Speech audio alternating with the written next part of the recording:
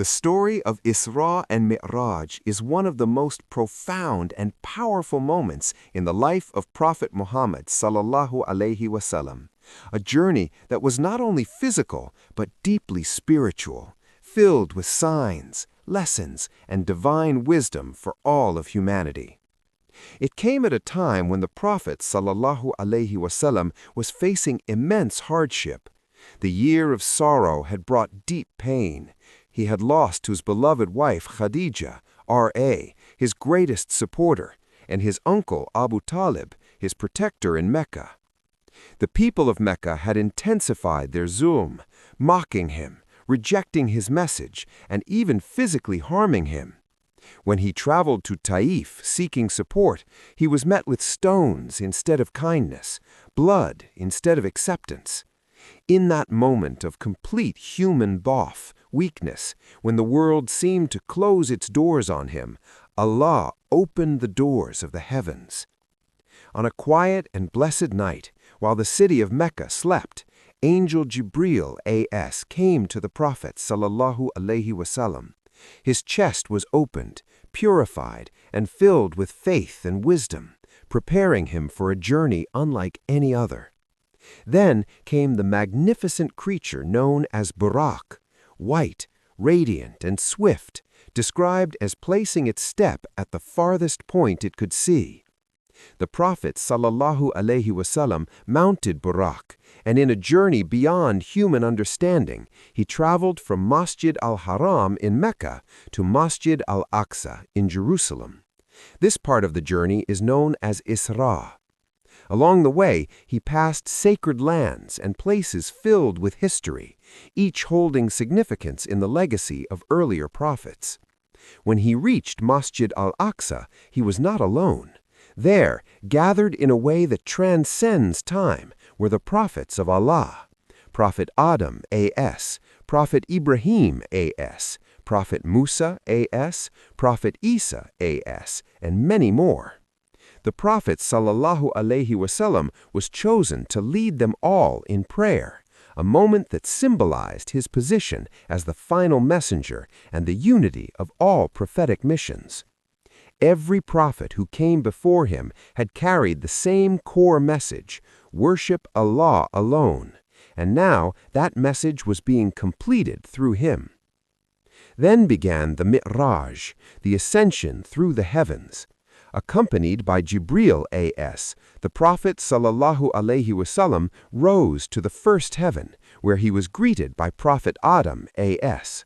Adam A.S. welcomed him with warmth, recognizing him as a righteous son and a noble prophet. As the Prophet sallallahu alaihi wasallam looked, he saw souls to Adam's right and left, those destined for Jannah and those destined otherwise, a reminder of the reality of human choices. In the second heaven, he met Prophet Isa A.S. and Yahya A.S., both welcoming him with peace. In the third heaven, he encountered Prophet Yusuf A.S., whose beauty was described as half of all beauty given to mankind. In the fourth heaven, he met Idris A.S., a prophet raised to a high maqam, status. In the fifth heaven, he met Harun A.S., known for his gentleness and love among his people. In the sixth heaven, he met Prophet Musa A.S., a prophet who deeply cared for the believers. And in the seventh heaven, he met Prophet Ibrahim A.S., leaning against Al-Bayt al-Ma'mur, a heavenly house visited daily by thousands of angels who never return again due to their vast numbers. As the Prophet sallallahu alaihi wasallam continued, he reached Sidrat al-Muntaha, the lote tree marking the utmost boundary of creation. It was a place of indescribable beauty, covered in colors and nur that no human language can capture. Rivers flowed, and divine presence surrounded everything. Here, even Jibril A.S. stopped, saying that if he were to go further, he would be destroyed. But the Prophet sallallahu alaihi wasallam continued alone, honored to reach a maqam that no other creation had reached. It was here that Allah spoke to the Prophet and gave him the gift of Salah. Initially, 50 prayers were made obligatory upon the believers. As the Prophet ﷺ descended, he met Prophet Musa a.s., who advised him to return and ask for a reduction, knowing the difficulty for people. The Prophet returned multiple times. Each time the number was reduced, until it became 5 daily prayers. Yet, by Allah's mercy, these 5 prayers carry the reward of 50. This exchange shows both the compassion of Musa a.s. and the immense mercy of Allah toward the Ummah of Muhammad. During this journey, the Prophet ﷺ was shown scenes of the unseen world, people who were rewarded for their good deeds and others punished for their zulm and sins. He saw the consequences of dishonesty, backbiting, neglecting obligations, and spreading corruption. He also saw the blessings prepared for those who were patient, sincere, and devoted to Allah. These visions were not just for him, but a message for all humanity, to understand that this life is temporary and the real life is the hereafter. When the Prophet ﷺ returned to Mecca before the night had even ended, he shared this incredible journey with the people. Many laughed, mocked, and rejected it, unable to comprehend such a miracle. But the true believers stood firm. Among them was Abu Bakr R.A., who immediately believed without hesitation, saying that if the Prophet ﷺ said it, then it must be true. For this unwavering faith, he was given the title As-Siddiq, the truthful one. This moment showed the true faith is not based only on what is seen, but on trust in Allah and His Messenger. The story of Isra and Mi'raj is not just a miracle, it is a complete message of hope, strength, and connection. It came at a time of deep pain to show that after hardship comes elevation. It teaches that no matter how low you feel, Allah can raise you higher than you can imagine. It shows that Salah is not just an obligation, but a gift, a direct connection between you and Allah, your personal Mi'raj that you experience 5 times a day. The final message of this journey is deeply powerful. When the world turns away from you, turn to Allah. When doors close, trust that Allah is opening better ones. When you feel alone, remember that Allah is closer to you than anyone else. Isra and Mi'raj is a reminder that your relationship with Allah is your greatest strength. It is your light in darkness, your peace in chaos, and your path to ultimate success. The final message of Isra and Mi'raj is not just about a miraculous journey. It is about understanding your place in this world and your connection with Allah. The journey of Prophet Muhammad ﷺ came at his lowest point when he was rejected, hurt, and alone. And that is the first lesson.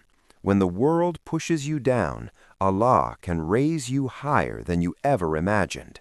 The same Allah who took His beloved from the earth to the samawat in one night is Qadir, fully capable of changing your situation in a moment. No pain is unseen, no dhulm goes unnoticed, and no hardship is without purpose. Isra and Mi'raj teaches that your real honor does not come from people, it comes from Allah.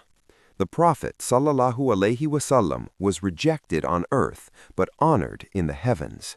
This means that even if people do not recognize your value, Allah does.